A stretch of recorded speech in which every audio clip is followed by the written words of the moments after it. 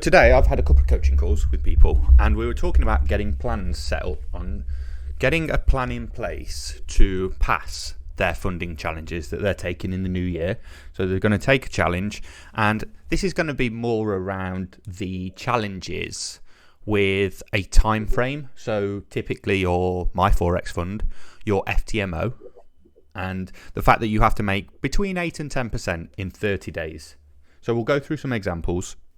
And I'm going to chuck some numbers in here, and I'm going to just show you the likelihood and the probabilities of passing challenges within 30 days.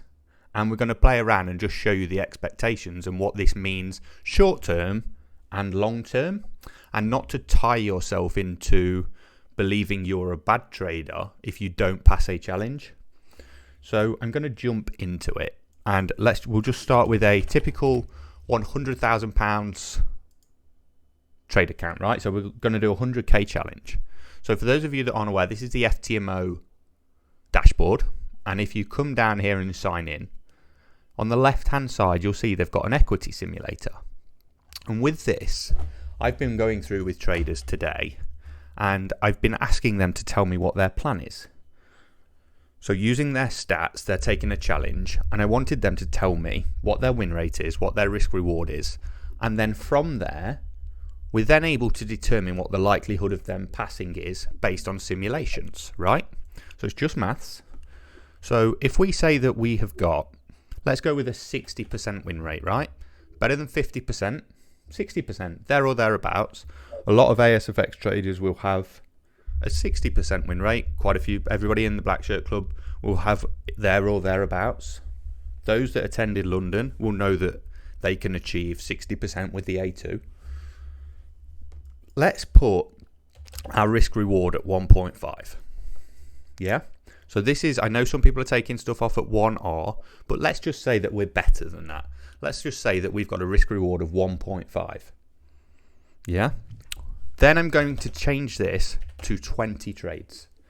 The reason why I'm taking it to 20 trades is because in a typical month, 30 days, you've got 4 5-day weeks. So if you take a trade every day, that's 20 trades, roughly. So on an average month, right? Hopefully everybody gets that. And I'm going to run this simulation 100 times. So we're going to play this out, 60% win rate, 1.5R, 20 trades. And for each one of them, we're going to risk 1% of the bank. Hopefully that's all makes sense, all very, very clear.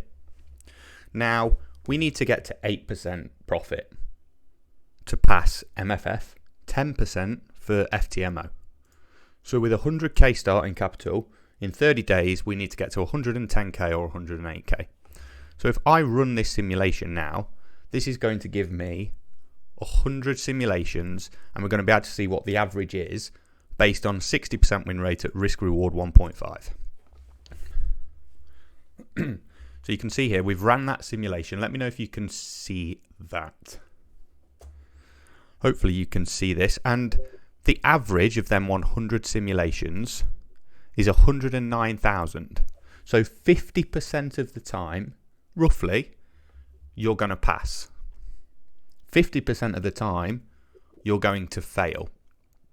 Some of the time, even with a 60% win rate, 1.5 risk reward, over 20 trades, you can still lose money. And I just want to drive this home that because it's such a small amount of trades, 20 trades, you've got so much variance in there. And this looks bad because you are only going to pass 50% of the time. And these are great stats. These are extremely profitable. And what I'm going to do is I'm going to demonstrate this by changing this number from 20, which is roughly a month's worth of data. If I change that to 1,000 trades, so say that's 200 trades a year, roughly a trade a day again for 5 years. So over 20, we were losing money sometimes, and we didn't make that 8%, 50% of the time, roughly. Now, if I run that over 5 years, not at any point do you lose money over 1,000 trades. And this is one of the things with the funding companies, because they put that time limit on of 30 trades or 30 days, variance plays a huge part. But over the long run, if you traded exactly the same way that you did when you take that challenge, you are never ever going to lose money if you can maintain 60% win rate at 1.5. Now, to guarantee you're passing in a month, so call it 20 trades. Let's just say everybody takes a trade a day, right? And I know you get extensions, etc., and you can change that, and we can change it to 40. But to guarantee passing, let's try it with 75% win rate, 1.5 risk reward, 1% risk. So I would say that this is still pretty aggressive, 1% risk on every trade. 75% win rate is very, very good, very high. And 1.5 risk reward is very, very good. So if we run that, we want every single one of these to be over 110k. So this is 112k, and the average is 117, but we still get some that are below 104k. So even with these stats, at 75% win rate, 1% risk and 1.5 risk reward, you cannot guarantee that you will pass a challenge every single time. So you can't expect to pass every single time. And I want people to stop attaching their worth on whether they pass these challenges. I see so many people say that people are good traders if they pass these and they're bad traders if they don't. It's absolutely, it's bullshit, basically, in simple terms. And you can have a very, very profitable strategy in the long term, but over 20 trades, so much can happen. Like if we just reduce this down to a 50% win rate and 1.25 risk reward, so we're now going back completely the opposite direction. If we go 1%, over 1,000 trades, you're still not losing money. And we're so close to being break even, but over the long term, it has such a huge effect on how that plays out. We turn that 100k into the worst case scenario of around 130k. On average, we double our money. But if we then put that to 20 again, we're going to be losing pretty much 50% of the time. So I just wanted to share that with people and just try and put people's expectations a bit more closer to reality and just show you that and let the maths play out. And when you are taking these challenges, you need to have a good understanding of your statistics to determine how you're going to risk. Because if you have got a 50, I don't know, let's say a 60% win rate, and I don't know, you're a good trader, you've got a risk reward of 2. If you go 0.5% risk, which is still a reasonable amount of size, you're just about there 50% of the time over 20 trades. So 60% win rate, even at a 1.25 risk reward. If there are £1 million accounts available now, if you can get that process nailed, and let's go back down the other end of the scale, so 60% win rate, 1.25 risk reward, £1 million account, which is more than doable for anybody sat on this call now, especially when you've got no time limit to get there.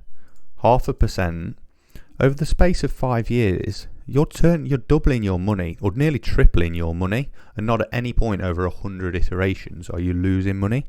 So it's so much about the process that we need to focus on and getting locked in, because you don't need to be having that. So many people talk about 70% win rate at 2-to-1 risk reward. It is so unrealistic at 0.5R. So £1 million in 5 years into 6 million at 0.5%. If you put it at 1%, because these are the numbers that people talk about, 70% win rate, 2-to-1 risk reward, you turn it into 12 million. There is not many people that can do that on this planet, let alone everybody that you see. And again, if we go to 50%, I'll do this because I know a lot of people like going for the bigger win rates. So if you say 50% win rate at 2-to-1 risk reward, right? Over 20 trades. So again, we're trying to take a trade a day. If we run that at 1%, let me put it back to 100k for people to understand a little bit easier. If we go to 100k, you're roughly passing 50% of the time on an FTMO. So even with a 50% win rate, you can easily take 7, 8, 9 challenges in a row and fail all 10. But you're still going to have a profitable strategy and still be a good trader. Just because you don't pass a single firm challenge doesn't make you a bad trader. So yeah, that was the kind of the point I was trying to get across tonight. So yeah, I just thought I would share this with everybody, as like I say, I've gone through this with a few people today that are preparing for the new year to take challenges, and I recommend you all go and play with this, understand your stats, understand your risk reward and your win rate, and just when you're trying to determine that plan for getting funded, you bear this in mind. And that's why I am much more of an advocate for these newer firms that are coming around and are more favorable for the traders, because at present, yes, I understand these challenges have to have a time limit of some sort, but they're not conducive to good trading. And the likes of CTI and Surge and people like these that are taking the time limit away are much better for the people with the longer term mindset. And you can see that when we look at the data and let that play out, because you can take 200 trades to get us to that 10% or that 5% or the 9%, whatever it turns out to be. So by having that mindset shift, you are able to let your edge play out over 100 trades instead of just 20.